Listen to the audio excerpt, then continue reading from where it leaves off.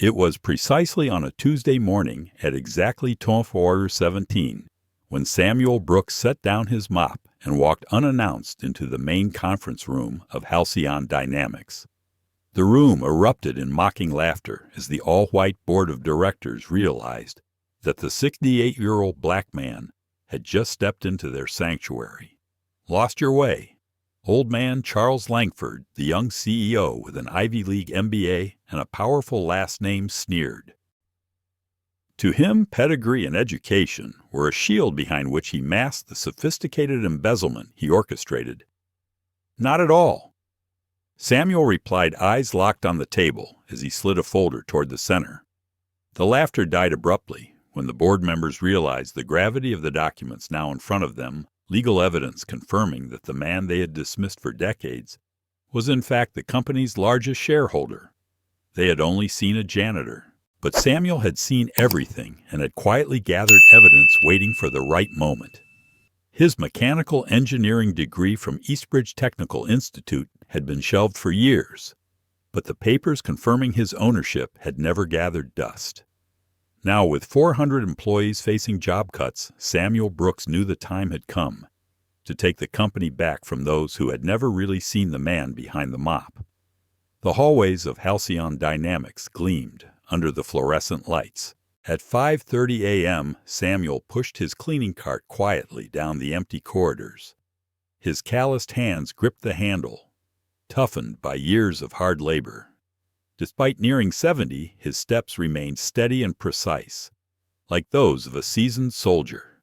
The company wouldn't awaken for at least another 2 hours, but he preferred this quiet window. It gave him time to think, to observe, to remember everything that had passed. Stopping in front of the executive offices, Samuel pulled out an old ring of keys. The polished brass nameplate on the nearest door read Charles Langford, Chief Executive Officer. He gave a soft chuckle, gently opened the door, and stepped inside. The room was a study in curated perfection, floor-to-ceiling glass windows, a gleaming walnut desk, documents arranged so meticulously it was as if no hands had ever touched them. Samuel began his work emptying the trash without disturbing a thing. His eyes paused on a framed photo hanging on the wall, a young Charles Langford standing beside his father, Robert Langford, both beaming on the day the first Halcyon headquarters opened. But there was someone missing from the frame, someone who had stood quietly on the sidelines. That very day, Samuel wiped the frame with a soft cloth, his blurred reflection mingling with the glass. He remembered that day vividly, the day Robert Langford had promised him the world, and also the day everything changed forever. Footsteps echoed in the hallway, snapping him out of his thoughts. He quickly gathered his tools, stepped out of the room, and nearly bumped into Evelyn Hart, the HR director, who was rarely seen this early. "Oh, it's you!" Evelyn gasped slightly, her hand going to her chest in surprise, but her expression quickly returned to its usual indifference. "Good morning, Mr. Brooks." "Good morning, Miss Hart," Samuel replied gently, his voice calm, but never lacking in dignity. "Apologies if I startled you." Evelyn didn't acknowledge the apology. Her eyes remained fixed on her phone as she continued. "Since you're here, the executive restroom needs cleaning. Someone complained about water spots on the mirror yesterday." She wrinkled her nose. "And next time, use the proper cleaner. Last week, the smell was unacceptable." Samuel nodded, swallowing the response he wanted to give, "Yes, Mom." Evelyn turned and walked into her office, but paused at the doorway. "Oh, and another thing. The janitor closet on the 3rd floor still smells like you're eating lunch in there. The executives are complaining. Find somewhere else." The door clicked shut behind her. Samuel stood alone in the corridor, his face unreadable except for the slight tension near his eyes. The truth was, the 3rd-floor janitor's closet was the only quiet place he had to eat lunch, a small corner of solitude in this gleaming world. The company had a cafeteria, sure, but the last time he sat there, Charles Langford had coldly remarked best to keep a clear line between service workers and real talent. Samuel clenched his fists and pushed his cart toward the executive restroom, his steps steady and deliberate, as if he were walking toward the beginning of something far greater. Samuel Brooks was wiping down the last mirror in the restroom when the door swung open. Two young managers walked in, chatting animatedly, paying no attention to his presence. "Honestly, Brad, that old man is completely outdated now," said the taller of the two, his voice dripping with disdain. "Last quarter's report was an embarrassment, and now he wants to cut another 15% of the workforce. Probably just the lower-level staff, right?"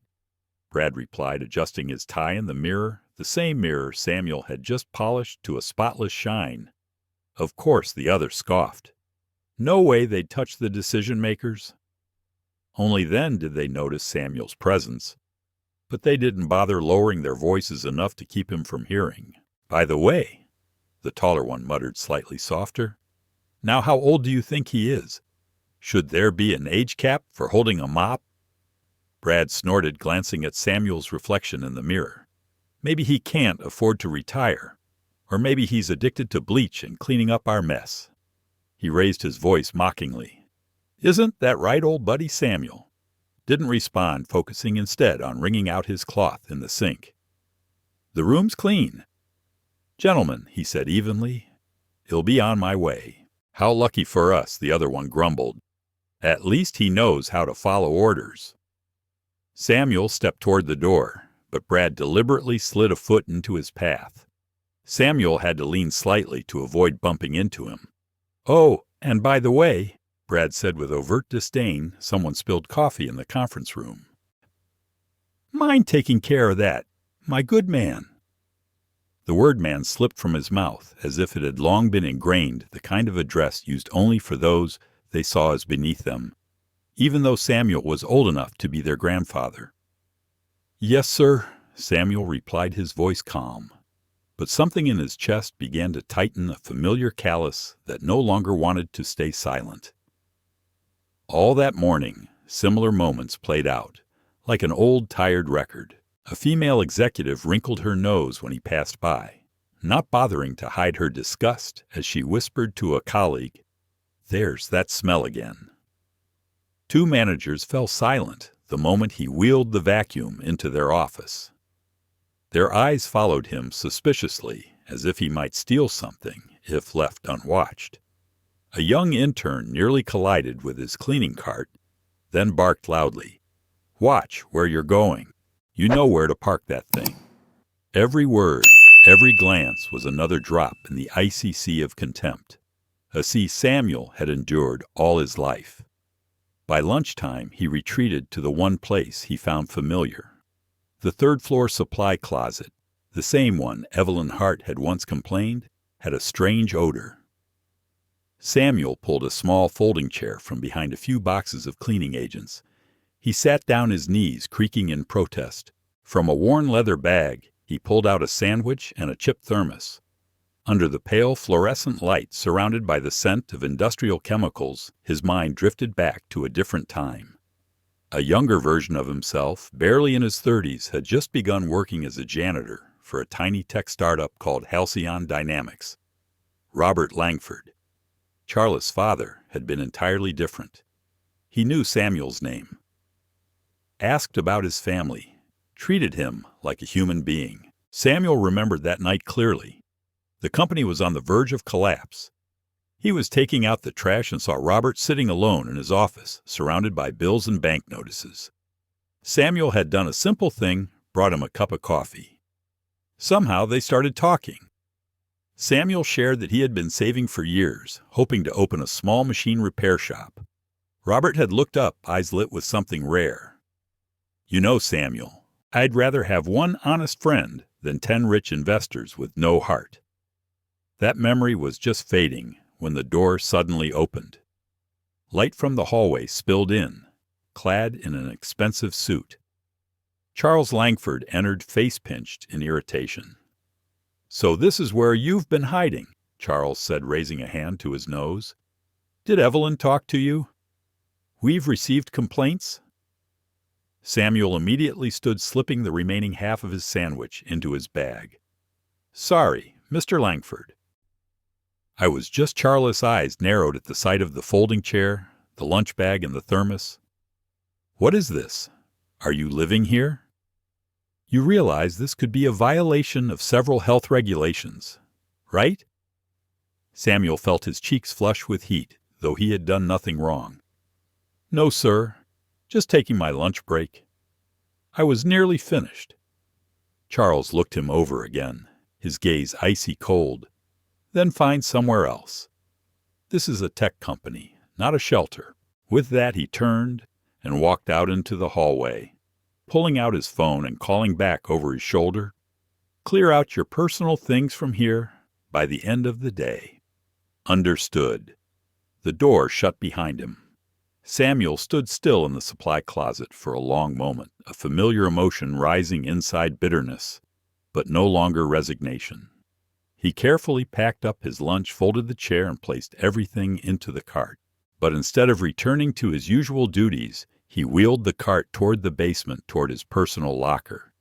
It was time for a new chapter, to begin one where he was no longer just the silent man behind the mop. "We're not a homeless shelter." Charles Langford snapped his eyes, lingering on Samuel Brooks' worn uniform. "I suppose the outfit makes it easy to mistake." Samuel stood still, swallowing the rising wave of humiliation. But before he could respond, Charles glanced at his buzzing phone in his jacket pocket. "I need to take this call," he muttered, striding out of the room without waiting for a reply. "Make sure you clear your personal items out of here today." The door clicked shut, leaving Samuel standing in the doorway. The familiar anger simmered in his chest, not explosive, but deep and steady like a bed of coals smoldering in silence. He slowly packed away the remnants of his lunch, folded the chair, and placed it neatly on his cart. But this time he didn't return to his regular cleaning rounds. Instead, he pushed the cart down to the basement toward the employee locker room. The room was silent. In the far corner stood an old metal locker, dented and scratched from years of use. Samuel dialed in the combination, his hands moving with the ease of long familiarity. The door creaked open. Inside hung a crisp, clean uniform, neatly pressed. Beneath it sat a worn leather briefcase, a stark contrast to the plain and rugged space around it. He lifted the briefcase and gently set it on the nearby bench. The brass clasps were tarnished, but they opened smoothly.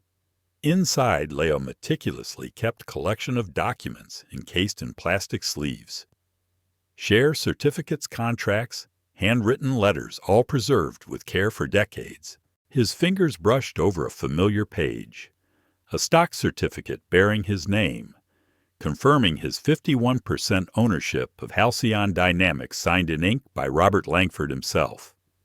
Beside it rested a letter, the paper yellowed with time, but the handwriting still clear. "Samuel, my friend, if not for your faith and the money you poured into this, there would be no Halcyon today.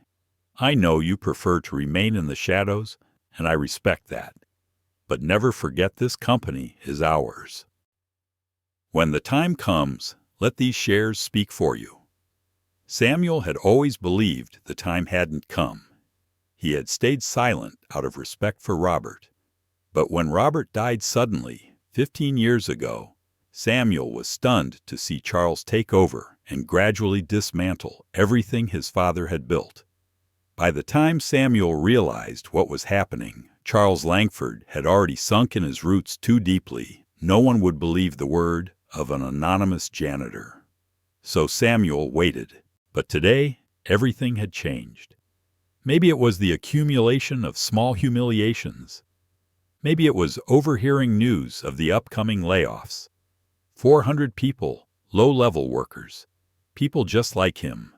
Or maybe at 68, he simply had no reason to keep waiting. He carefully organized the documents, closed the briefcase, and returned it to the locker. Not today, but soon. The confrontation he had prepared for his entire life was drawing near. That afternoon, Samuel resumed his duties. As he passed by the main conference room, loud voices caught his attention. He paused, listening intently to a vague discussion about the company's future. his future. His face showed no emotion, but inside him stirred a resolve more focused than ever before. The time for waiting was over. 3 days later, Halcyon Dynamics was steeped in tension. Senior staff hurried into the large conference room after receiving an urgent email. The subject line: strategic restructuring and asset management corporate jargon for what everyone feared, mass layoffs and asset liquidation. Samuel stood quietly just outside, dusting the company's trophy display, the polished glass reflecting his image. Through the pane, he watched the board members file in one by one, not a single one sparing him a glance. Finally, Charles Langford arrived, accompanied by CFO Gerald Finch and his personal assistant Darren Cole. Charles walked with his usual swagger, bordering on arrogance, as if the world still rested in the palm of his hand. "Is everyone here?" His voice carried through the still-open door. "Shut it," he told his assistant, pointing at the entrance. "No need for the cleaning staff to eavesdrop on grown-up conversations." The door closed, but Samuel had heard enough, and he was ready. "We don't need janitors eavesdropping on internal matters." Charles Langford's cold voice echoed just before the conference room door shut softly. But Samuel Brooks still caught the dismissive wave of Charles' hand, as if shooing away something beneath him. Samuel continued polishing the glass surface of the display case, his movements slow and deliberate, as if waiting.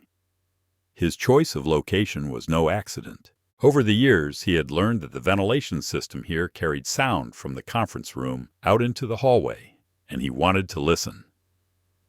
Inside, Charles stood at the head of the long mahogany table, his gaze sweeping across the board members with the confidence of a man who believed himself untouchable. "Thank you all for attending this emergency meeting," he began, his voice carrying clearly through the vent. "As you know, this last quarter has been particularly difficult. Our profit margins have taken a serious hit, and shareholders are demanding action." Gerald Finch, a thin man with delicate glasses, distributed folders to everyone. "The numbers don't lie," he said in a flat tone. "Revenue is down 15% compared to last year's projection." Charles continued tapping the folder cover. "That's why I've prepared a comprehensive restructuring plan. Page 3 outlines the first phase. A 20% workforce reduction company-wide." A murmur rippled through the room. 20%. Margaret Hale, a long-standing board member, frowned. "That's nearly 400 people." "Charles, 387. To be exact," Gerald interjected. "Mostly lower and mid-level employees, areas where we can eliminate redundancy without affecting core operations." In the hallway, Samuel's hand froze mid-wipe on the glass. 387 lives, people with families, mortgages, modest dreams. Many of them had been with the company since it was just a fledgling startup. A company he had helped build inside Charles moved on to the second phase. Well, be liquidating underperforming assets. R&D hasn't produced anything viable in over 18 months. Well, keep a skeleton crew for optics, but effectively we're shutting it down. Margaret stiffened.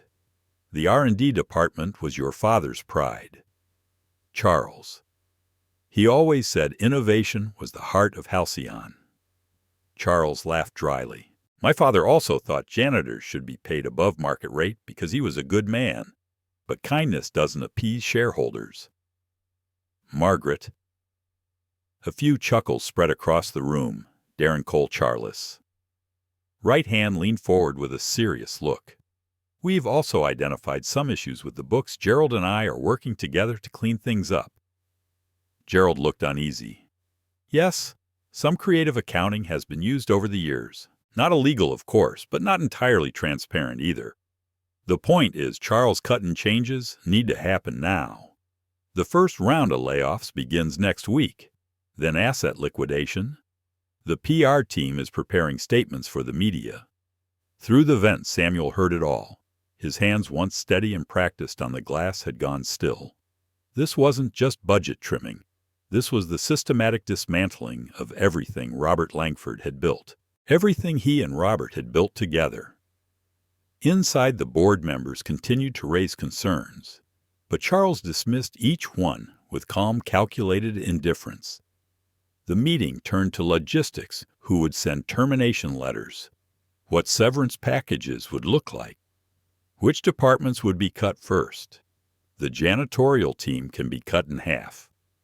Charles said casually, heavy-duty work can be outsourced cheaper. No benefits to worry about. Gerald added, and that old janitor. Brooks, I think he's well past retirement age, but still receives full benefits. Just cutting him would save a decent amount. My father's little benefit project.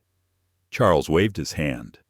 I've wanted to enforce mandatory retirement for him for years. Let's just do it. Another round of snide laughter. Darren chimed in. Maybe we should keep him. At least he never misses anything. Could use him as eyes and ears downstairs. A voice scoffed. What, the old black guy? Please, he probably doesn't understand half of what's going on. He is probably thrilled just to still have a job. That comment, soft but laced with malice, drifted through the vent and lodged itself in Samuel's mind like the final hammer strike. He was no longer the invisible janitor. Not today. But the truth would speak, that old gatekeeper. I doubt he even understands half of what he hears. He's probably just happy to still have a job at his age. The casual cruelty of the remark hung in the air like a toxic haze. It didn't need to be shouted, whispered was enough to cut deep. In the hallway, Samuel Brooks stood in silence. He was long accustomed to the feeling of being seen without truly being seen present, yet invisible, heard but never listened to. But this time something inside him refused to endure it any longer. A voice spoke beside him. Long meeting, huh? A young man approached, holding a folder. It was Ethan Ward, an employee from the accounting department. He paused when he saw Samuel wiping the glass display case near the conference room. Word is, they're planning major cuts, Ethan said softly. Samuel nodded, folding the cleaning cloth. Seems like it. Ethan hesitated, then lowered his voice further. Lately I've noticed some strange numbers. Funds being transferred to unknown accounts. Invoices for services the company never received. He shook his head, worry on his face. I reported it to my supervisor, but it got shut down immediately. They don't want to hear it. Before Samuel could reply, the conference room door swung open. Darren Cole, Charles' close assistant, stepped out. His eyes narrowed when he saw Ethan standing beside Samuel. Don't you have somewhere to be? Darren snapped. Yes, sir, I was just bringing the report to the meeting. Ethan replied quickly, his voice softening. Hand it over, Darren ordered. Ethan gave him the stack of documents, but Darren wasn't done. Next time, don't get too chummy with the janitorial staff during work hours. We pay you to be an accountant, not to make friends. Ethan flushed but stood his ground. Mr. Brooks was just helping me clean a coffee spill by the display Darren gave them. Both another look, suspicious but uninterested in wasting more time. Get back to your desk. He turned to Samuel, barking. Someone threw up in the executive restroom. Take care of it. Right away, sir, Samuel replied, his tone, even though something fierce had started to stir in his chest. Darren returned to the conference room. Ethan lingered for a second longer, then whispered, They don't even know your name, do they? To them, you're just that old black janitor. Samuel gave a slight nod, not in resentment or anger. People see what they want to see. Mr. Ward, that afternoon. Samuel continued his tasks as usual, quiet, patient, invisible. But his mind was elsewhere. As he passed the fourth floor, he stopped in front of a steel door labeled Records Archive High Security. It was a place he rarely entered, except for scheduled deep cleans. He looked around the hallway, was deserted. Taking out his master key, he quietly unlocked the door and slipped inside. Dim light fell across rows of metal filing cabinets stretching like a maze, each drawer meticulously labeled by year and file category. Samuel moved with familiarity as if he had memorized the layout long ago. Executive Compensation 2010 to 2020. There it was. He pulled the drawer open and flipped quickly through the folders, eyes scanning each line. And then he found it. Bonuses. Exceeding approval limits. Retirement funds redirected to personal accounts. Forged board meeting minutes. Everything was here. No longer suspicions, hard evidence. Suddenly the door creaked open. Samuel froze, heart pounding. But it wasn't a board member. Just Jim, the night shift security guard. Mr. Brooks didn't expect anyone in here this late. Just doing a deep clean. Jim Samuel said lightly, subtly shifting his body to block the desk full of open documents. Haven't been through this area in a while. Jim nodded unconcerned. Don't stay too late. Place is almost empty at this hour. The door closed again. Samuel exhaled slowly in relief. He pulled out his old flip phone and quietly snapped photos of the most crucial pages. Once finished, he meticulously returned everything to its original order, not a single sheet out of place. As he stepped out of that cold room, one thing had crystallized in his mind. The briefcase in the basement locker was the decisive blow. But what he had just gathered, this would be the killing strike. It was no longer a question of should he do this. It was that he could not do it. The next morning, Samuel Brooks arrived at the company earlier than usual. He walked straight to the basement locker. His hand turned the familiar combination lock. The old leather briefcase was exactly where he had left it. Heavy not just with documents, but with the weight of decades of silence. Today was the day that had been destined decades ago.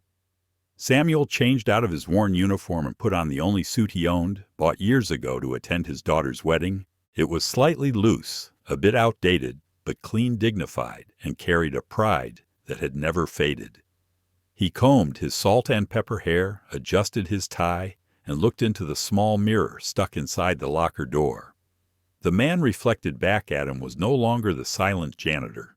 He was an owner ready to reclaim what was his. At exactly 10 a.m., the board of directors would meet to finalize the restructuring plan. Samuel walked up the stairs, clutching the briefcase tightly, his heart pounding, but his resolve unshaken. Outside the conference room, a young assistant looked up as he approached. At first, she didn't recognize him. No uniform, no cart, no trace of the janitor. "Sir, can I help you?" she asked, her voice uncertain. "The board is in a closed meeting." "I know," Samuel replied calmly. "They're expecting me." Before she could respond, he walked straight in. The door swung open, and the room fell silent. Every head turned toward him, stunned, confused. Charles Langford, mid-sentence, froze. When he realized who had entered, a flicker of anger crossed his face. "Brooks, what the hell are you doing here? And what's with that outfit?" The room buzzed with whispers and stifled laughter. "That's the janitor. Looks like he's cosplaying as a 1990s CEO. What's he wearing that for going to a wedding?" Darren Cole stood up and marched toward Samuel with a threatening posture. "This is a private meeting. You need to leave immediately." But Samuel didn't move. He stood tall, head high, gaze calm. "I'm afraid. I can't do that." "Mr. Cole," he said, "I have something important to discuss. About the future of Halcyon Dynamics." Charles chuckled derisively, gesturing to the room. "You hear that he wants to give input on our corporate strategy, if you're worried about your job." Brooks, wait until after the meeting and take it up with HR. Laughter rose throughout the room. One man mimed holding a mop. Another joked. "Maybe he got lost on the way to the supply closet." "Is this some kind of protest?" asked Gerald Finch, his voice tinged with unease. "We can call security through it all." Samuel stood firm, unshaken. He knew exactly what the murmurs meant. He knew exactly what they saw when they looked at his skin. Without another word, he placed the leather briefcase on the table and opened it with care, as if placing a live explosive before people who had never truly seen him. "Ladies and gentlemen," he began, his voice not loud, but strong enough to silence every laugh. "I'm not here today as a janitor. I'm here as the majority shareholder of Halcyon Dynamics." The room went completely still. No one spoke. No one laughed. They just stared at him, eyes wide, as if he had transformed into someone entirely different. Charles was the first to recover. "This is ridiculous. This stunt is going to cost you your job. Brooks." "Darren, call security." "Before you do that," Samuel interrupted, retrieving a document from the briefcase, "I suggest you take a look at this." He pulled out the original stock certificate, not a copy, and placed it in the center of the table. The old Halcyon logo was clearly visible. Below it, unmistakable, Robert Langford's signature. "What is this?" Charles asked, though most of the confidence had drained from his voice. "This," Samuel replied, "is proof that I own 51% of the company's shares, granted to me 35 years ago by your father, Robert Langford. I chose to remain silent all these years out of respect for him and for the ideals we built together. But after what I heard yesterday, after what you all are about to do, that silence ends today." The room was silent.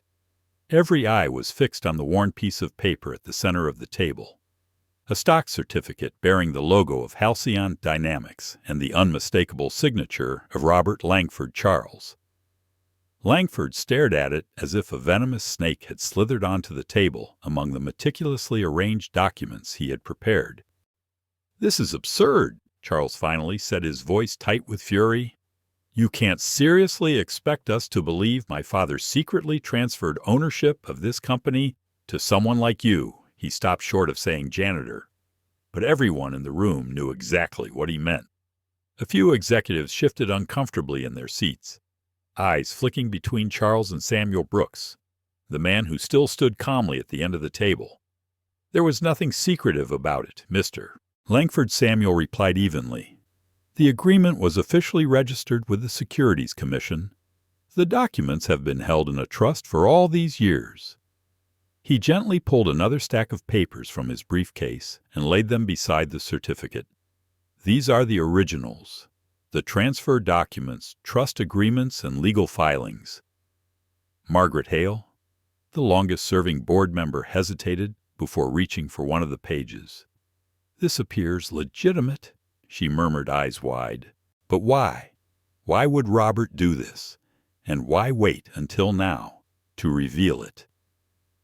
Darren Cole jumped in, his tone accusatory. "Convenient, ain't it? Coming forward. Only after he's dead and can't confirm anything." Samuel said nothing in response. Instead, he pulled out a faded photograph and placed it gently on the table. It was a picture of Halcyon's first headquarters. Grand opening. Robert Langford stood in the center, arm around his son Charles, next to a young black man, Samuel himself. "The framed photo in Mr. Langford's office," Samuel said slowly, "is a cropped version of this one. I first met Robert in 1987. Samuel began. "At the time, I was working the night shift at Wilson's machine shop. Robert came in to test his first prototype. I had a mechanical engineering degree from Howard University, but back then few companies were hiring black engineers. No one interrupted. It was as if the entire room was pulled into every word he spoke. We started talking about his design. I made a few suggestions that solved problems he'd been struggling with for months." Charles' face twisted in disbelief as he listened to the man he had always assumed knew nothing more than how to push a mop. After that, Robert was rejected by every bank in town. Samuel continued, "Not because his idea was bad, but because he lacked collateral. And just as he was about to give up, I offered my savings $30,000, which I'd been putting away to open a small repair shop. 30 grand in enough to own a controlling share in a corporation. Darren Cole scoffed. That was 1988. Margaret Hale countered gently. Back then, Halcyon had almost no capital. 30,000 was a lifeline. Samuel nodded. Robert insisted that I be a true partner. He said anyone willing to risk everything and believe in me deserves to share the outcome equally. But if you are the majority shareholder, asked Jonathan Reed, head of sales, with skepticism, why spend all these years working as a janitor? Why not sit in the executive office? A faint, bittersweet smile crossed Samuel's face. America in 1988 wasn't ready for a tech company with a black co-founder.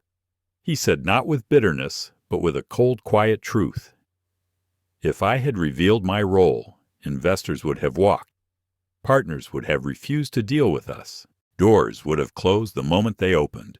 So Robert and I agreed he would be the public face, and I would remain in the background as a janitor. Charles snorted. Quite the way to disappear. Exactly, Samuel nodded.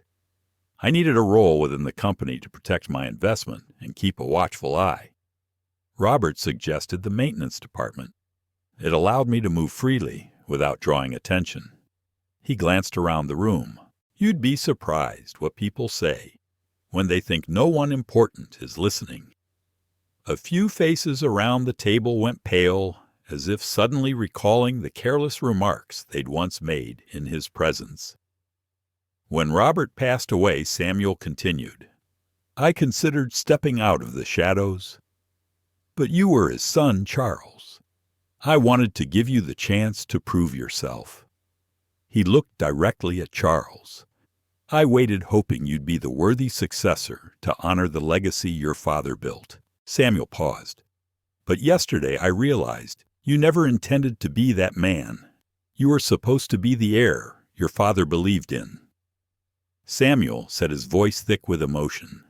But instead, all I've seen is you dismantling everything he built. You've hollowed out the culture of innovation, erased the respect once given to employees, and trampled on ethics. All in the pursuit of power and money. Charles Langford slammed his hand on the table. That's enough. You expect us to believe that my father secretly handed over control of this company to a black janitor, and that you both kept it hidden for decades. Do you realize how insane that sounds? Watch your tone. Charles Margaret Hale interjected, her voice low but firm. Charles let out a bitter laugh. We're in the middle of a critical restructuring, and this man shows up with some old paperwork and a fairy tale, and you're worried about my tone. Meanwhile, Gerald Finch, the CFO, was still poring over the documents Samuel had brought. His face grew more tense with each page. These papers appear to be authentic, Gerald admitted reluctantly. The signatures match our company archives, and the trust account explains why these shares never showed up on routine reports. Charles wouldn't back down. Even if they were legal at some point, they would have been invalidated during later restructurings. Samuel shook his head. With each restructuring, the trust ownership was preserved. Your own finance department processed them, though I suspect no one ever asked why there was always an OT notation on those ledgers. Gerald suddenly paled. That OT code. I always thought it was some old founding era marker. You're not wrong, Samuel said quietly but clearly. It stands for Owner's Trust Mine. The room erupted into hushed murmurs and heated whispers. Charles' face flushed with rage, but also the unmistakable creeping sense of losing control. This is ridiculous, he shouted. Even if these documents are real, you can't just show up and start giving orders. There are processes, procedures.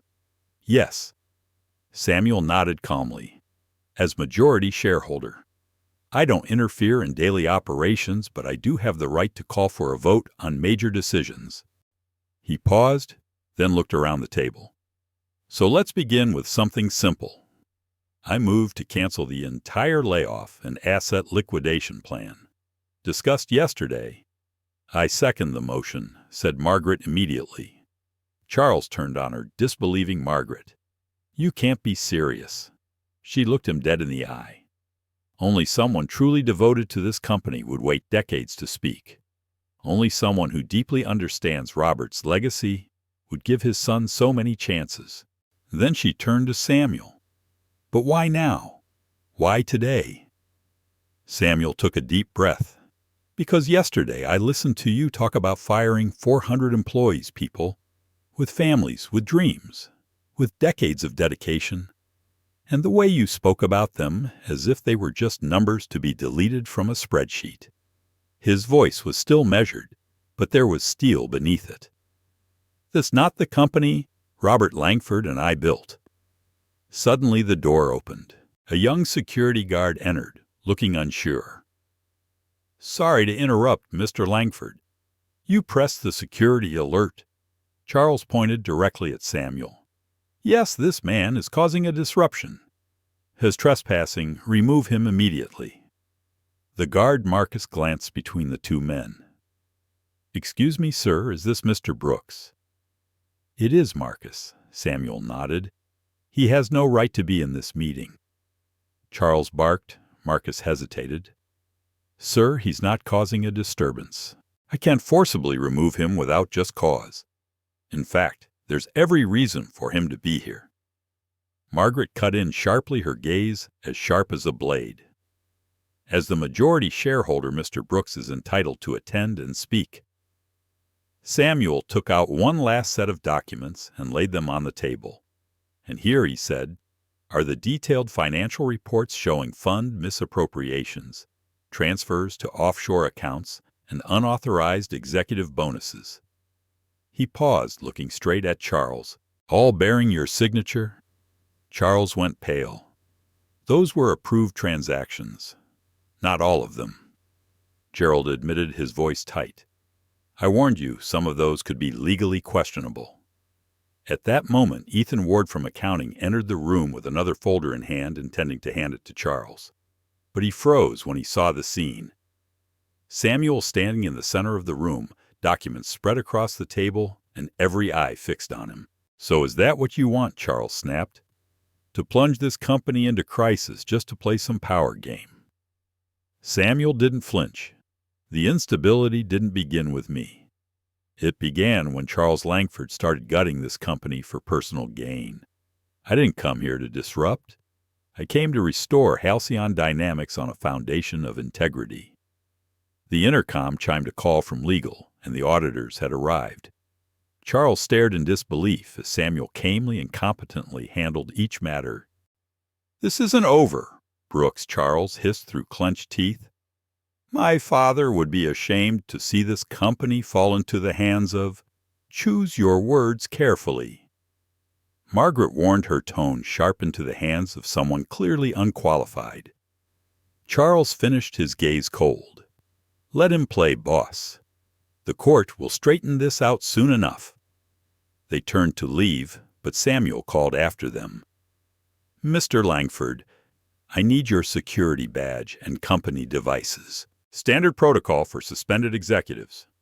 Charles shot a venomous glare, then slammed his badge and phone onto the table before storming out. Once they had left, Margaret exhaled. "That was only the first shot," she murmured. "Charles won't back down easily.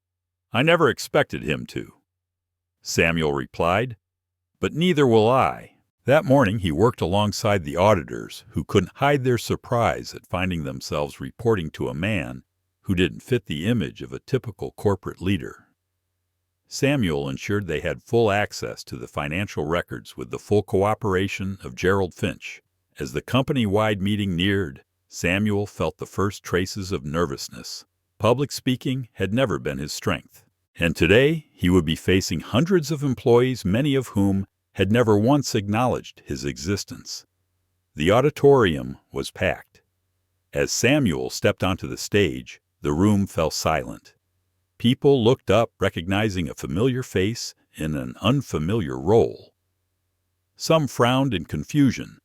Others looked surprised, but the maintenance and technical teams, their eyes brimmed with pride. "Good morning," Samuel began. "I'm Samuel Brooks. For those who don't know me, and I imagine that's quite a few yesterday, I was still a janitor here at Halcyon Dynamics. Today, I stand before you as the company's largest shareholder and acting CEO. The room buzzed with whispers. For the next 15 minutes, he shared his journey with the company from its earliest days. The initial investment, his partnership with founder Robert Langford, and the reason he had chosen to stay in the shadows all these years. He explained why he could no longer remain silent and announced immediate actions. Cancellation of all layoffs. A full independent financial audit. A return to the company's core mission. I know many of you are wondering what this means for your future. Samuel said, so let me be clear. Those of you who work with honesty and dedication, you have nothing to fear. Unlike the previous leadership, I value every contribution, from interns to senior vice presidents. The atmosphere began to shift from suspicion to cautious hope. Some members of the janitorial crew openly wept. Others nodded, visibly moved. I've spent decades cleaning every room in this building, quietly listening. I've heard your frustrations.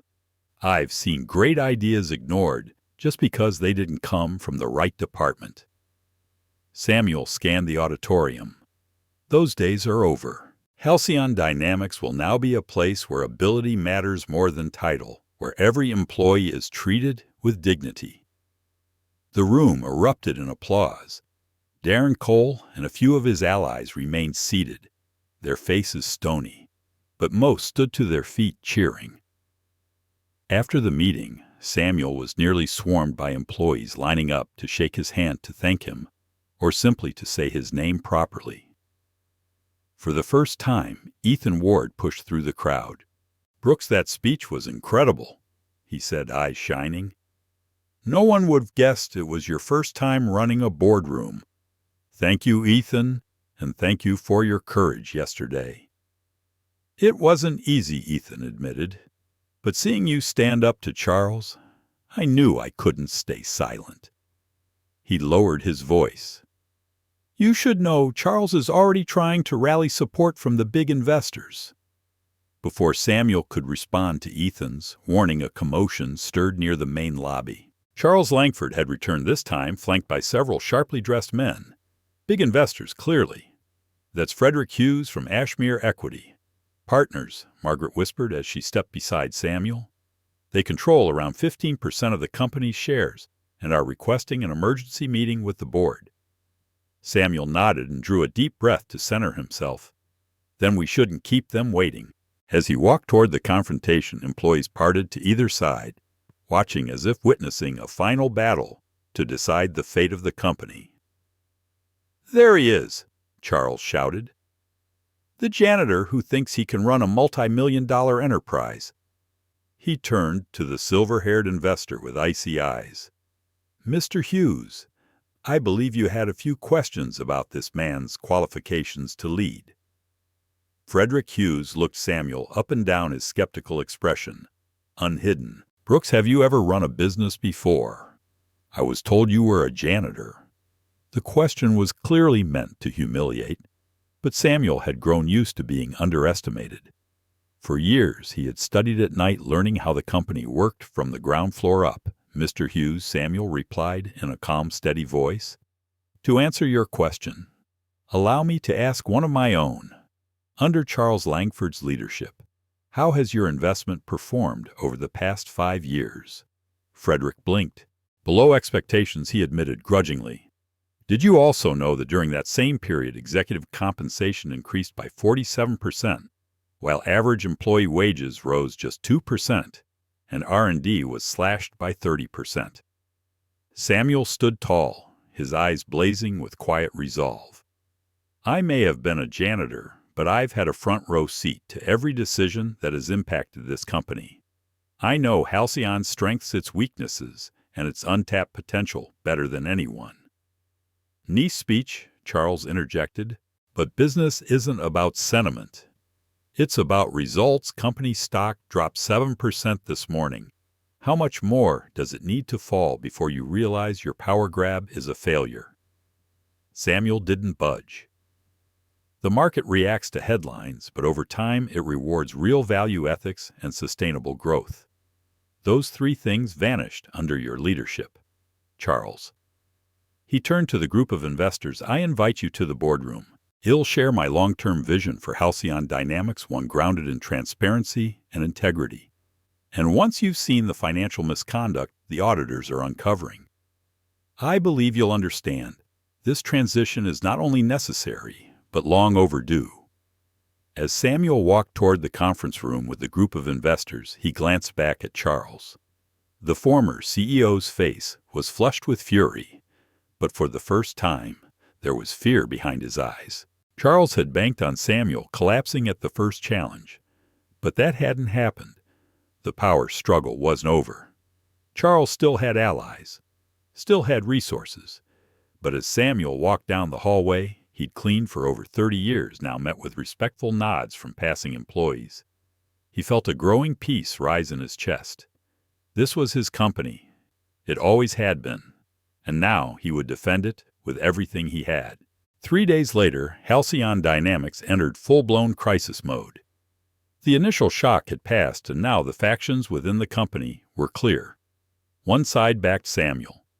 The other remained loyal to Charles.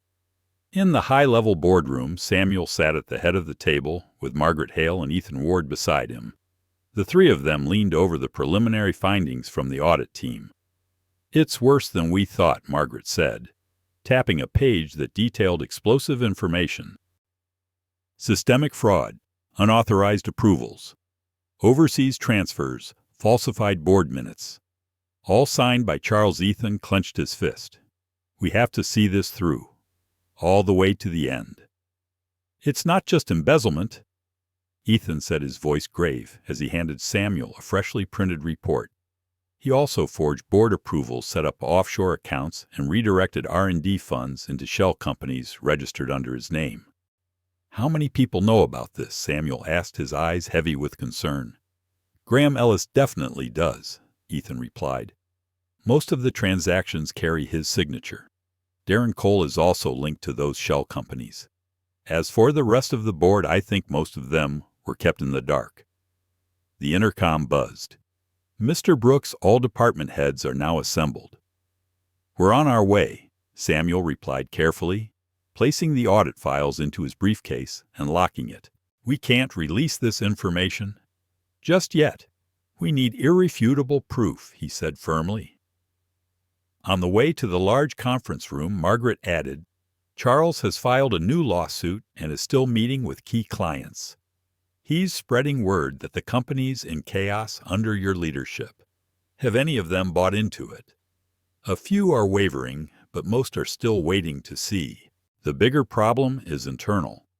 Charles still holds sway over many mid- and upper-level executives, especially those afraid of change or implicated in misconduct." The door to the meeting room opened. 15 department heads were already seated, the atmosphere tense and filled with skepticism.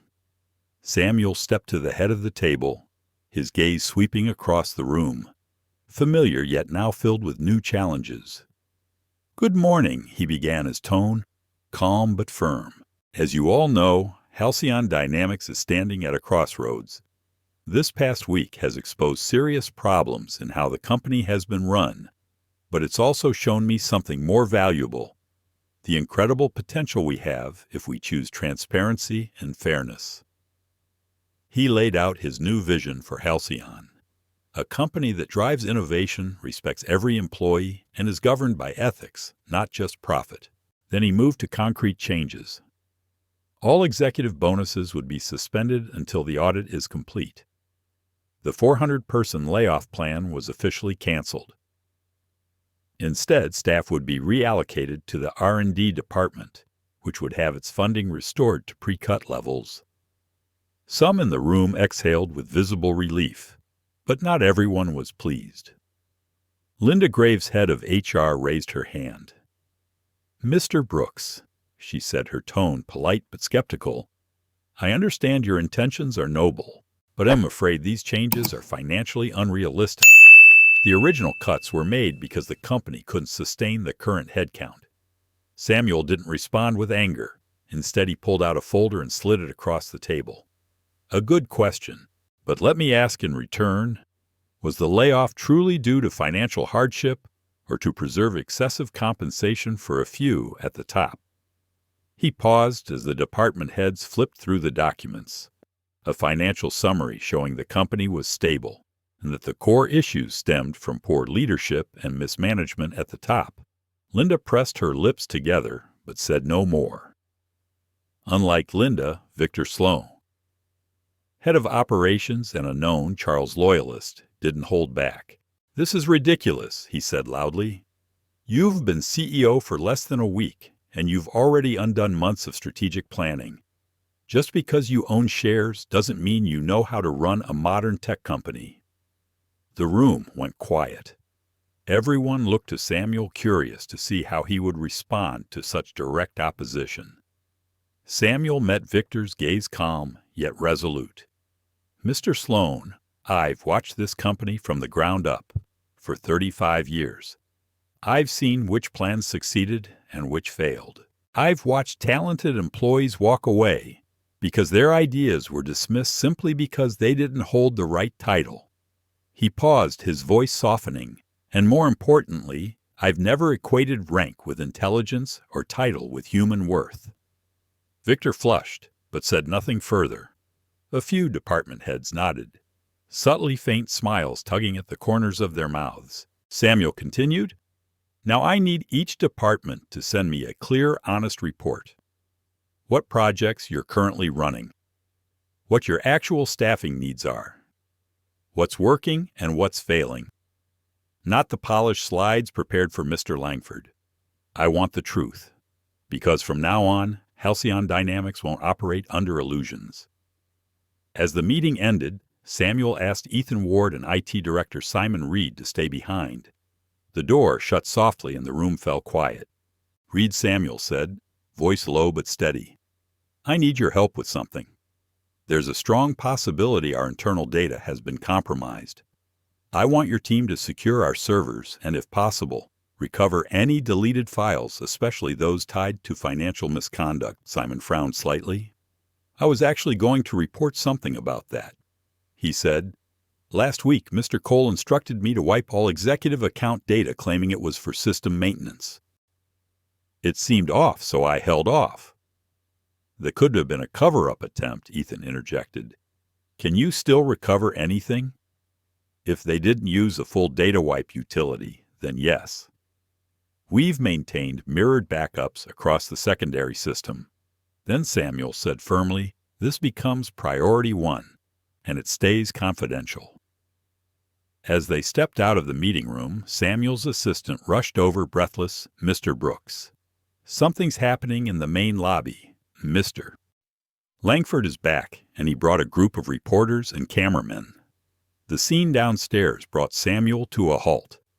Charles Langford stood at the center of a media swarm, cameras flashing microphones in his face, while Halcyon employees stood scattered nearby, confused, curious, concerned. "This is an insult to corporate governance," Charles declared to the cameras. "A hostile takeover by someone completely unqualified is putting hundreds of jobs at risk and destroying millions in value." Samuel approached Charles, caught sight of him, paused briefly, then smiled, calculated and theatrical. "Ah, the man of the hour." Charles shouted, "The janitor turned CEO. Mr. Brooks, would you care to explain to the press how a man who used to mop the floors is now fit to run a tech corporation?" All cameras swung toward Samuel. He stayed calm. No anger, no reaction. He recognized a trap when he saw one. "Mr. Langford," Samuel said, voice warm but commanding, "I'd be happy to talk about my engineering degree from Howard University and my 35 years with this company, from the utility tunnels to the boardroom. But perhaps the real question here is, why did you have to drag reporters into our lobby to launch a personal attack instead of responding to serious allegations of financial misconduct?" Charles faltered for a split second, then regained his stance. "These accusations have no evidence. The real issue is a man with no leadership experience, no industry knowledge, and nothing but some old piece of paper. Samuel responded immediately. My ownership has been legally verified by counsel.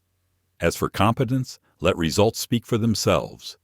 For instance, the 400 employees you plan to lay off will now keep their jobs. A wave of murmurs swept through the lobby. That public confirmation drew sighs of relief. A few people even teared up. But if the company collapses under your amateur leadership, they'll lose their jobs anyway, Charles retorted. Or maybe this is just revenge for the past. The only one harming this company right now, Samuel replied, still composed, is the man who brought cameras to our front door to broadcast baseless attacks. Security had now moved in, subtly indicating this impromptu press stunt was over. Charles realized the provocation had failed. His jaw clenched, voice dropping low. This isn't over, Brooks.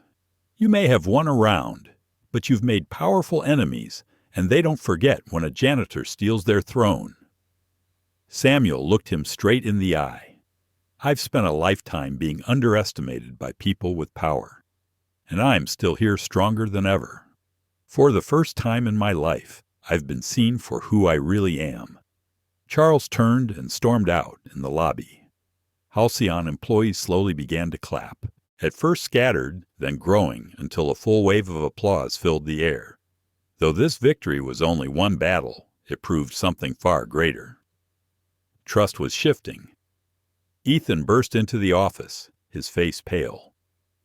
We've got a situation, he panted. A big one. Samuel set down his pen, eyes sharpening. Langford's made his move. A brutal one. From across the room, Joanne looked up, her instincts already telling her something was wrong. What happened? Samuel asked. Charles froze. All company accounts, Ethan said quickly. He used his banking contacts to block Halcyon's financial operations, claiming the ownership dispute is unresolved, not just payroll. Joanne added voice tense. Vendor payments, transaction systems, everything is locked. Ethan nodded grimly. And there's more. Darren Cole has started calling. Senior staff inviting them to join a new company. Charles is quietly building. They're spreading panic, pressuring people to jump ship. Samuel sat in silence. Fingers interlocked, his gaze fixed on the distance. Langford was ready to burn everything just to reclaim power. Solutions, he asked curtly. We can challenge the account. Freeze, Joanne replied. But it'll have to go through the courts, and that could take weeks. And in that time, Ethan added, we can guarantee payroll, which will trigger fear and resignations. Samuel nodded. Call a full company meeting in 30 minutes and bring in Graham Ellis. If he wants redemption, now's the time to prove it. 30 minutes later, Halcyon's auditorium was packed. The tension was suffocating, worry visible in every pair of eyes. Samuel stepped up to the stage, flanked by Joanne, Ethan, and Graham Ellis. Once Charles Langford's closest ally, now standing on the side of the truth. By now, many of you have heard what Charles Langford has done. Samuel began, his voice calm but commanding. He's frozen the company's financial accounts, jeopardizing payroll and payments directly affecting each of you and your families. The room was silent. I want to make this clear. I will not let that happen. Samuel explained the situation transparently. Legal steps were underway, and while resolution might take time, he had personally secured his own assets to establish an emergency fund ensuring everyone would be paid on time. A wave of relief swept the room. Some of you may have received calls from Darren Cole. Samuel continued offering jobs as if they're lifeboats. But let me be clear, Halcyon Dynamics is not sinking. We are being reborn, and those who stay, who choose to stand with this renewal, will not just be remembered. They will be rewarded, not with words, but with actions. At that moment, Graham Ellis stepped forward. I stood beside Charles Langford for years. He began not avoiding anyone's gaze, and I'll admit I turned a blind eye to too much. But when I saw him freeze hundreds of people's salaries just to cling to power, I knew I couldn't stay silent. The auditorium was still. The man once seen as a traitor was now standing with them. After the meeting, the atmosphere shifted. Panic was replaced by resolve. Langford had tried to weaponize chaos, but instead he had unified the team. But the storm wasn't over. That night, as Samuel was about to leave the office, Ethan appeared in the doorway, his face heavy with concern. "Security just called. There's been a breach in the server room." Samuel stood up, eyes sharp. They bypassed 3 layers of security and copied data from the main system. Joanne arrived, catching just the end of the sentence, and instantly understood information warfare. "It could be," Charles Ethan said, "or someone working for him. If they couldn't delete the evidence, they'll try to distort it, smear you, intimidate others, or leak data to destroy your credibility. Or they'll use sensitive information to blackmail staff who sided with us." Joanne speculated Samuel was silent for a few seconds. He had spent a lifetime in the shadows of others. Now the light was blinding and dangerous. "We don't turn back," he said quietly. "But from this moment on, we move as if there's always someone watching." The phone in Samuel's hand vibrated, an unknown number. He hesitated for a moment, then answered. Mr. Brooks, a familiar yet slick voice came through. "I suppose this morning's financial hiccup has made it clear who really controls the board. Charles Langford. That only helped me understand your nature?"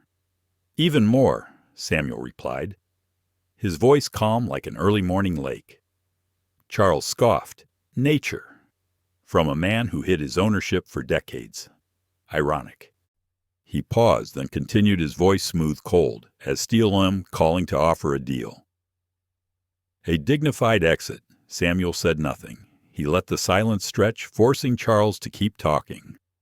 $15 million, tax-free, wired offshore. All you have to do is sign over your shares and disappear. Buy a house, an island, whatever. 15 million can buy freedom for someone who spent his life cleaning up behind others. A pause. At last Samuel spoke softly, but with steel behind each syllable. "There was a time when all I had was a mechanical engineering degree from Howard, and no company would hire me. And the life savings I'd scraped together, I gave it all to your father, because I believed in his vision and his integrity.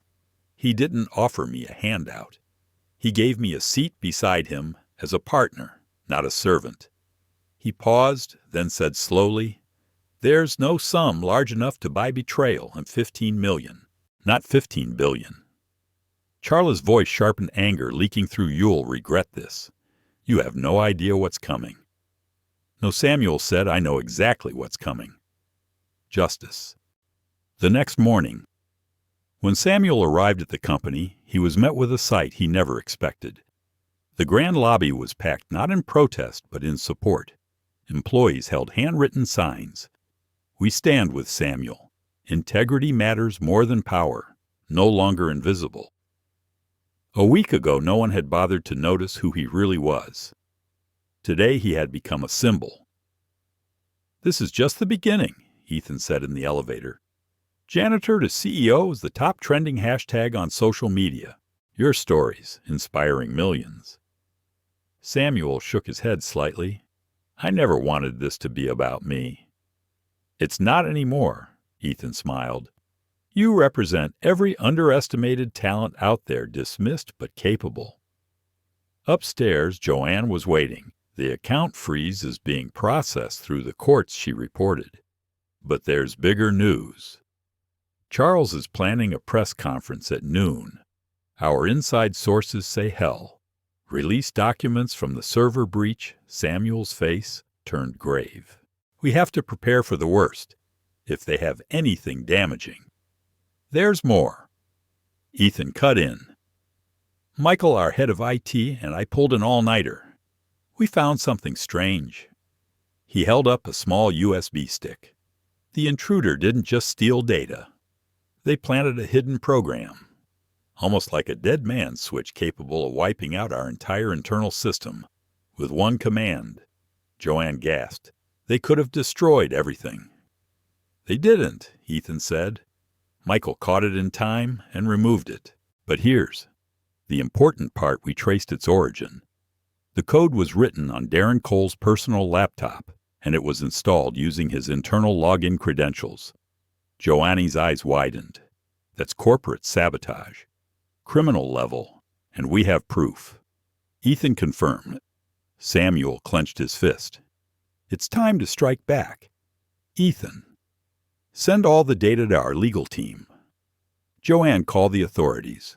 This is no longer just an internal matter. Just hours later, word spread like wildfire across Halcyon Dynamics.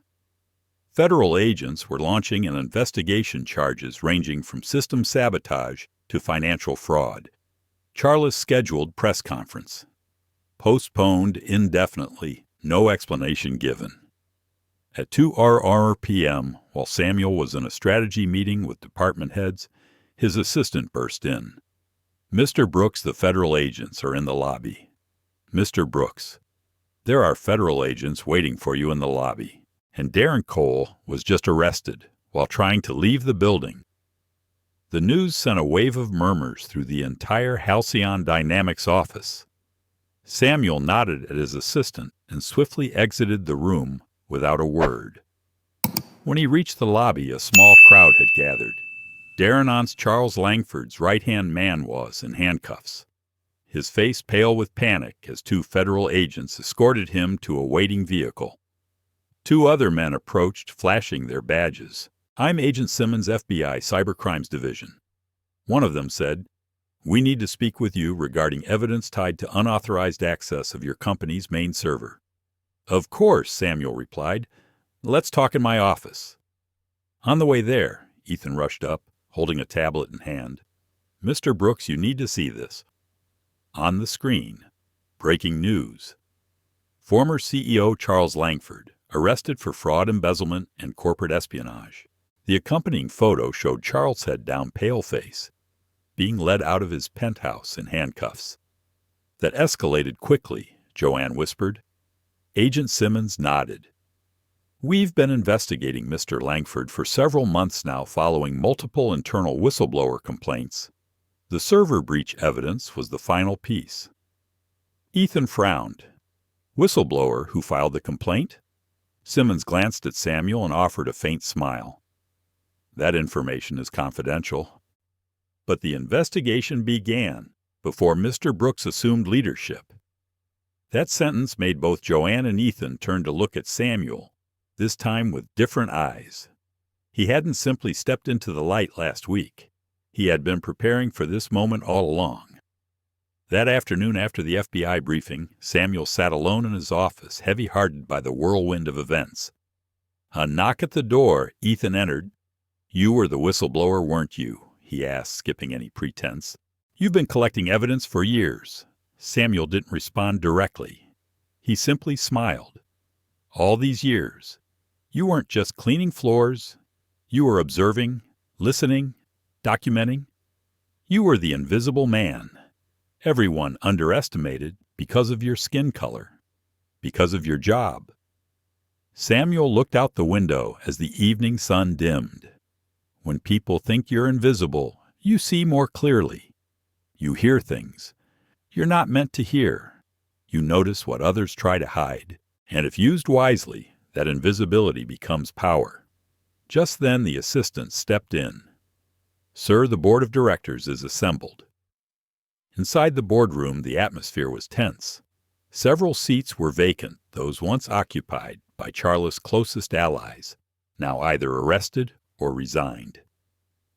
Thank you all for coming on short notice. Samuel began, his voice steady. As you know, today's events have shifted the entire landscape. Mr. Langford and several of his associates are now facing serious federal charges. He didn't sugarcoat anything. The company's reputation has been damaged, but it also has the chance to rise stronger if we commit to transparency and responsibility.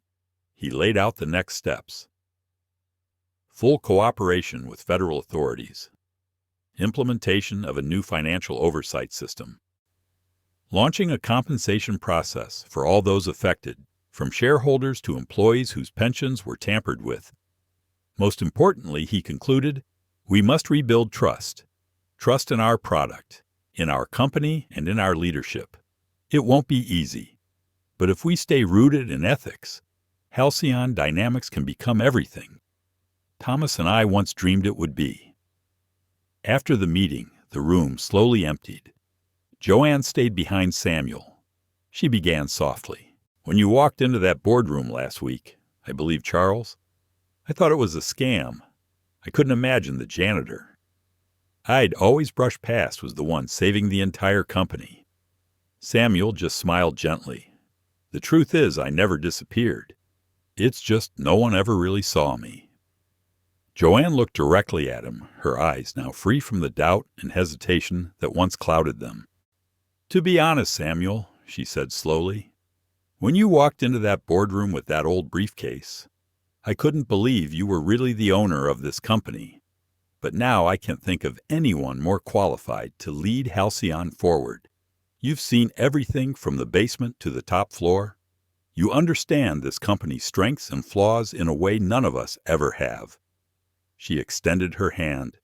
It's an honor to work with you, Mr. Brooks. Samuel shook her hand firmly. Thank you, Joanne. And just call me Samuel.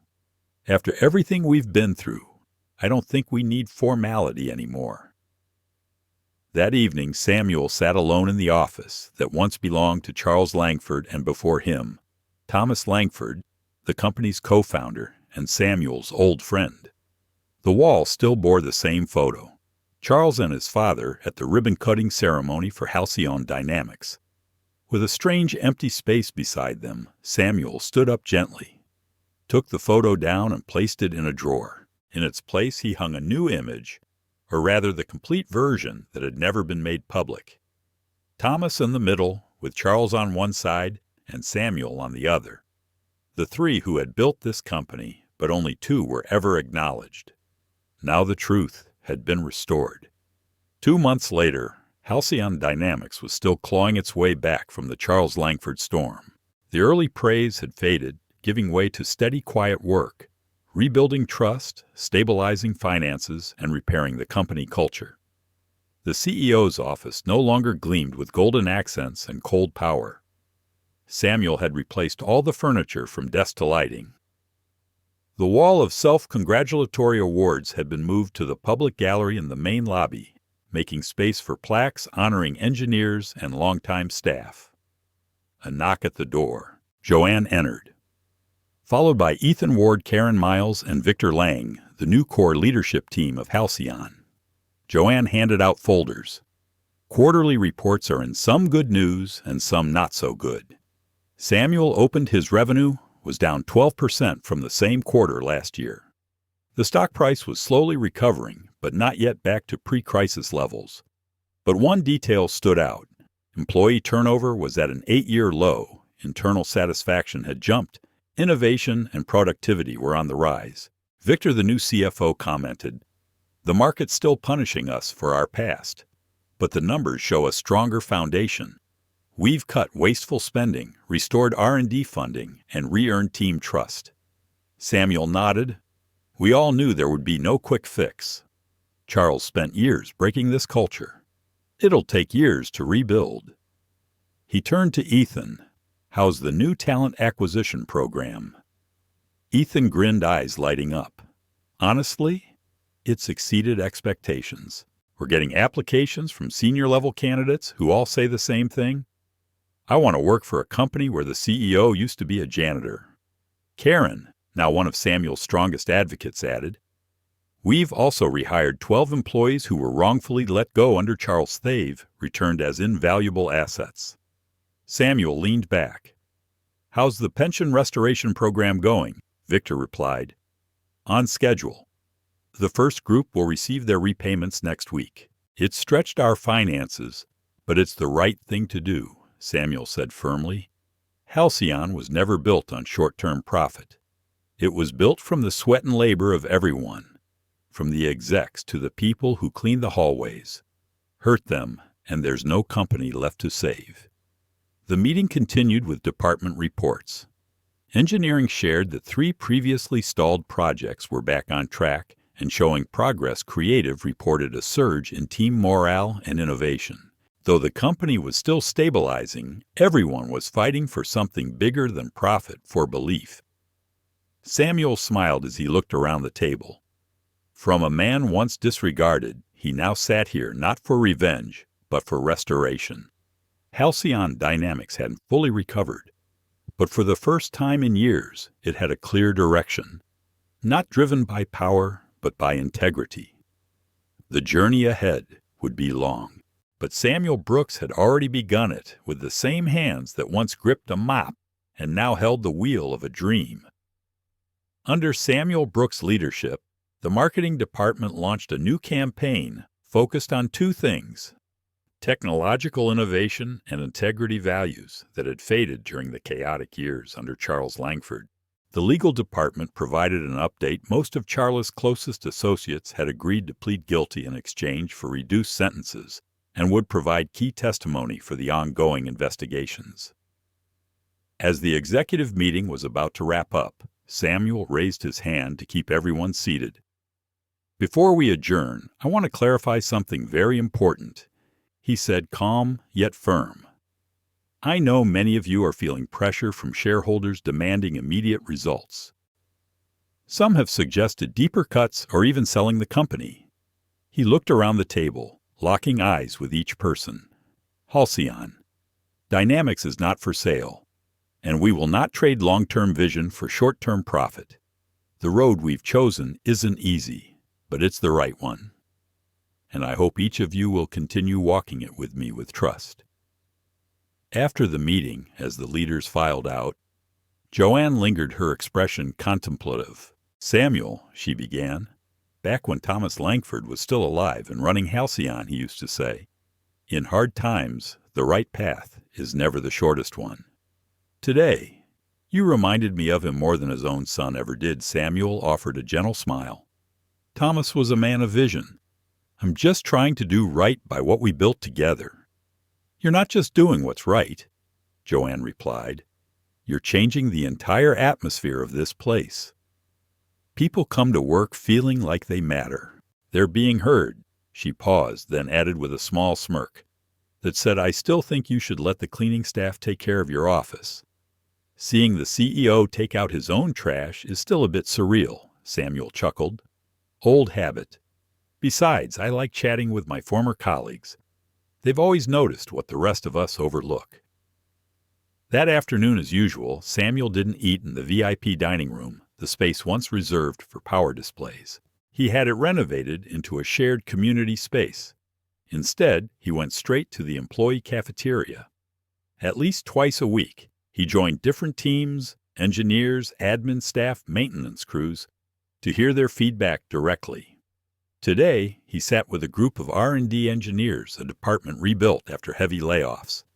At first, the group seemed awkward, but once Samuel began asking specific technical questions, the entire table lit up. "I still can't believe our CEO actually understands the technical specs," said Lena Scott, the lead engineer. "The past few CEOs couldn't even follow a basic slide deck." Samuel laughed. "I've got a mechanical engineering degree from Howard, and I've been eavesdropping on engineers like you for 35 years, while mopping the lab floors. Everyone's surprised. I know this stuff, but truth is, when no one notices you, you hear a lot." A young engineer chimed in. "Well, now we see it clear as day, and we've got hope." After lunch, Samuel didn't return to his office. Instead, he went down to the basement where the maintenance department worked. For him, seeing things with his own eyes was always more important than reading reports. The maintenance crew greeted him with a mix of respect and familiarity. To them, Samuel wasn't just the CEO. He was a brother, the guy who once carried trash bins and shared lunch in a dusty supply room. "How's the new equipment?" "Henry," he asked the supervisor, nodding toward the new polishers and industrial vacuums. Henry Clark gave an approving nod. "Fantastic, sir. Twice as fast, and a lot less back pain. The team's grateful." "This should have happened long ago," Samuel replied. "Work tools aren't a luxury.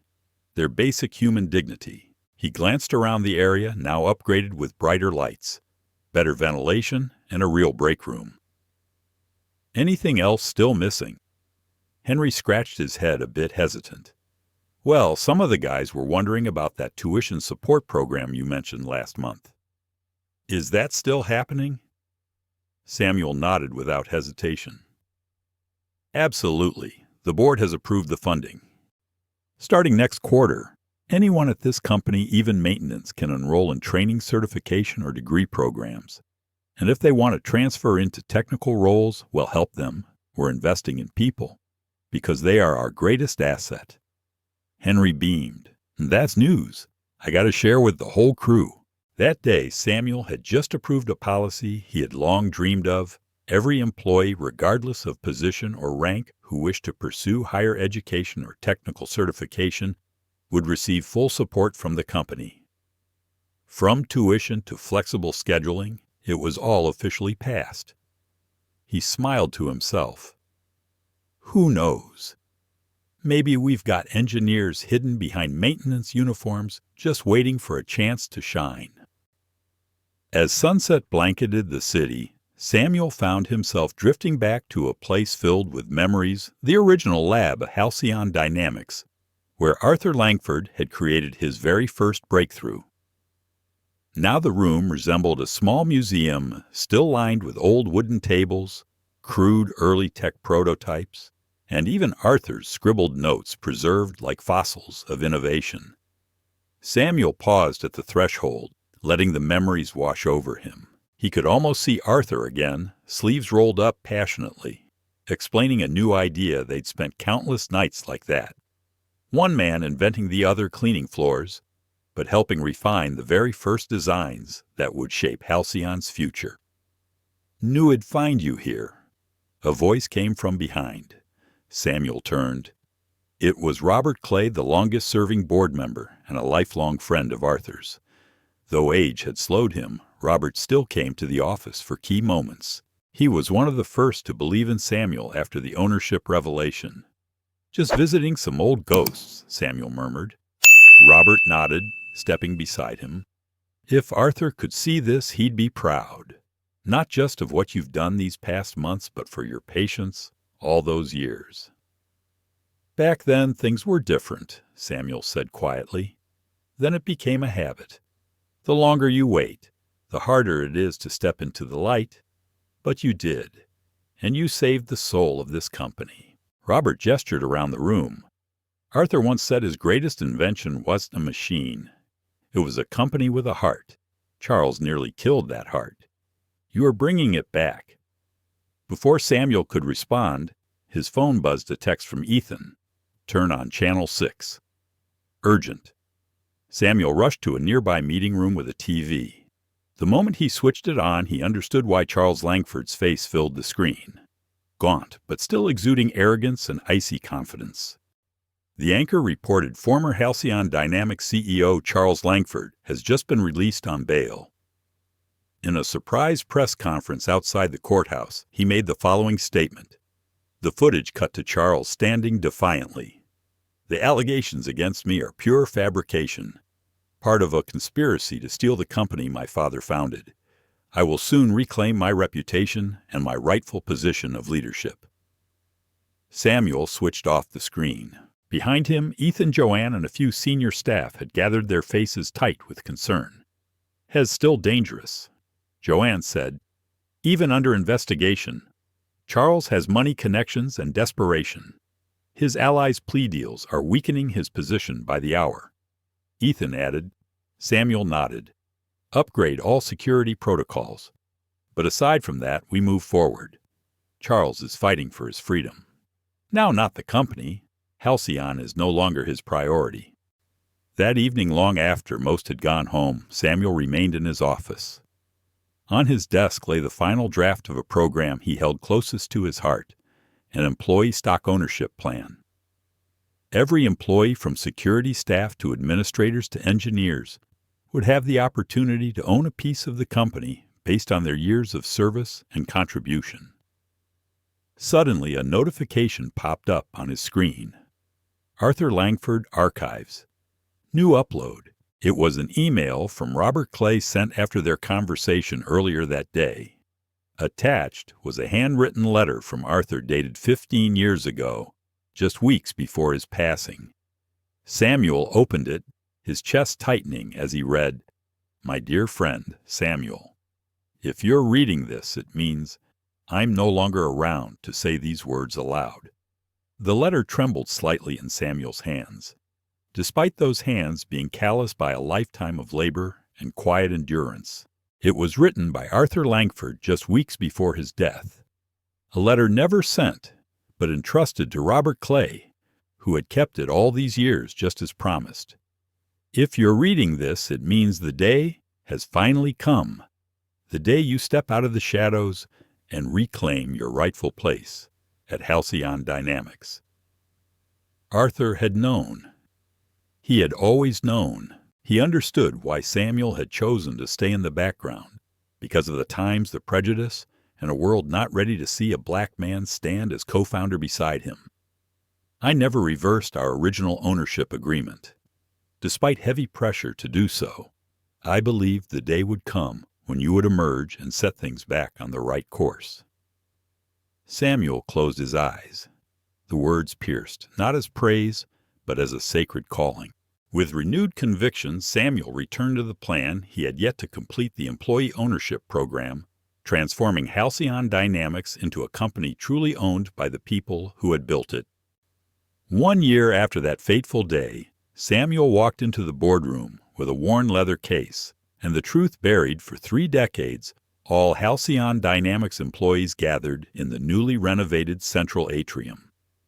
What was once a cold corporate lobby was now a warm, open space with greenery lounge areas and a wall lined with restored photos from the company's history. On the large screen behind the stage, a slow montage played images of Arthur and Samuel in their youth, assembling models, scribbling on notes, and sharing rare candid moments, now restored in full for the first time.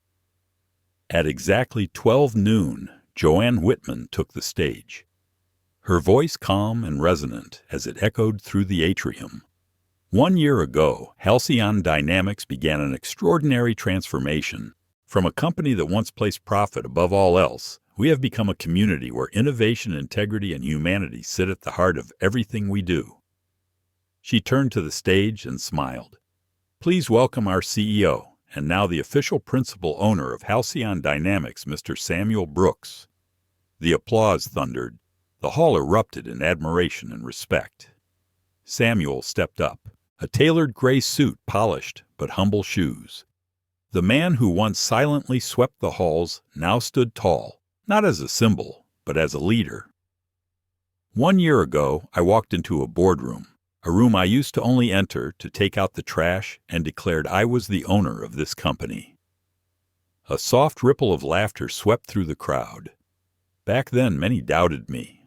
Some believed that someone like me, older black without a title, could never lead a major tech company. He glanced around. Many faces nodded. Those who had once doubted him now looked on with pride. Some expected it'd sell the company the moment it was worth something, then disappear. But I didn't come here to make money. I came to keep a promise to a friend, a co-founder, and to the people who have worked beside me for decades. He paused. His voice dropped, but carried the weight of resolve. Halcyon Dynamics does not belong to me. It belongs to all of us, from the engineers to the janitors, from the interns to senior managers. Every person has shaped this company's survival. The room fell silent, not from doubt, but from emotion. Then he gestured to the screen displaying Arthur Langford's image. He once said, "The greatest invention wasn't a machine. It was this company, a company with a soul. I'm here to make sure that soul is never lost." As Samuel stepped down from the stage, applause erupted once again, prolonged and heartfelt. His former colleagues from maintenance, young engineers from R&D, even new hires, all felt part of something greater than themselves. And Halcyon Dynamics. It didn't just survive the storm. It was becoming a model for a new generation of companies where brilliance and character coexist, and where even a janitor can become the one who leads. A soft smile played on Samuel's lips as he looked up from the podium, pride shimmering in his eyes. "I'm honored to announce that the predictions of our failure were premature." Under the warm lights of the central hall, Caleb Hayes, Chief Strategy Officer, stepped forward. With a laser pointer in hand, he highlighted the numbers on the large screen behind the stage. After a very challenging first quarter, Samuel continued, "We've not only stabilized, we've started to grow again." The graphs made it clear stock has recovered to pre-crisis levels. Revenue up 8% in the past 6 months. Employee retention at a 10-year high. More innovation projects than at any time since Arthur Langford's era. But Samuel said, his voice growing deeper and more resolute, "Numbers only tell part of the story." He stepped away from the podium, walking down toward the audience, dissolving the line between leadership and listener. "We've become what Arthur and I once dreamed of, a company where janitors are respected as much as executives, where every idea is heard regardless of department, where people, not profits, are our greatest asset. When I was cleaning floors, I saw brilliant ideas tossed aside because they came from the wrong person. I watched talented people walk away because they didn't fit the mold. And I saw decisions made for quarterly reports, not long-term vision." Samuel gestured to the room now filled with staff of all levels. "Look at us now. We're not perfect, but what we are building together, it matters. It's worthy of the dream Arthur and I had all those years ago." The crowd erupted into applause. Many stood, some with tears in their eyes. Samuel raised a hand for silence and continued, "Today, I'm announcing 3 major initiatives. Employee Ownership Program. Halcyon staff will gradually become true co-owners. Langford Brooks Foundation. Scholarships in STEM for disadvantaged and minority students. New campus development, including affordable housing and community spaces for the surrounding area." Then he smiled, his eyes lighting with a personal joy. "But what I am most excited about is something just for our maintenance team." He called up Nathan Moore, the maintenance supervisor. Nathan choked up as Samuel declared, "As of today, all maintenance employees will receive a 20% raise meeting top industry standards. They'll also be the first to receive full tuition support with flexible work schedules."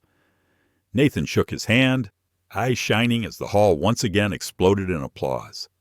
Because you never know who among them might be the next great leader just waiting for a chance. After the event, as employees lingered to celebrate, Samuel quietly returned to his office, needing a moment alone to reflect. The trial of Charles Langford had ended 3 months earlier.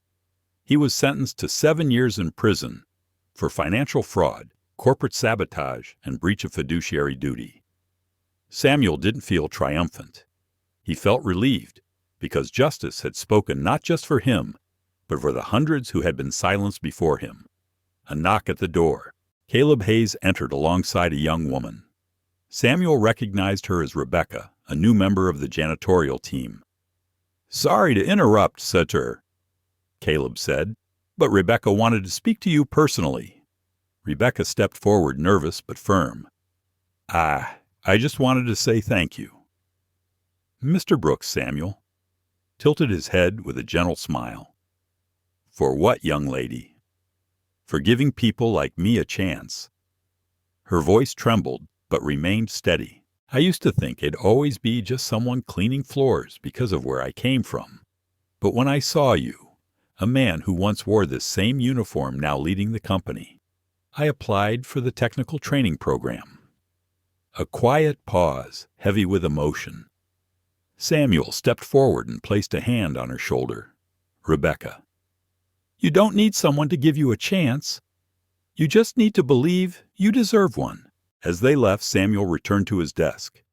There lay the final blueprints for the new Halcyon campus community, housing a place where every employee, no matter their title, would have space to live, learn, and grow. He looked out the window. The sunset stretched across the sky like a quiet benediction. And in that moment, Samuel Brooks was not just a CEO. He was living proof that justice, patience, and integrity can change an entire world. The young woman stepped forward, clutching her folder to her chest, her voice trembling but full of determination. "Mr. Brooks, I just want to say thank you. Truly, Samuel." Brooks gave her a gentle smile, his gaze warm like a father, listening to his child share a long-held dream. "My name is Rebecca. I started working at Halcyon Dynamics 4 months ago, night shift janitorial team. Last week, I applied for the tuition support program to finish my degree in information technology." She opened the folder, her hand still slightly shaking. "And yesterday, I received my acceptance letter. I'll be able to attend college while continuing to work. I never thought this could actually happen." Samuel nodded, his eyes lit with sincere joy.